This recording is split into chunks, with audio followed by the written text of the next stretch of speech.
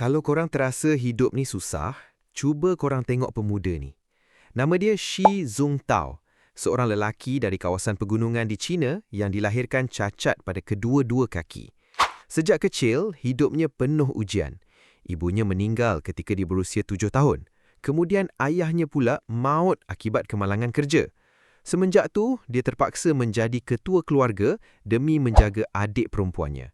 Dengan hanya menggunakan kekuatan kedua-dua tangan, Shi merangkak naik turun bukit setiap hari untuk mengembala ternakan, mencari kayu api dan bekerja demi menyara kehidupan mereka.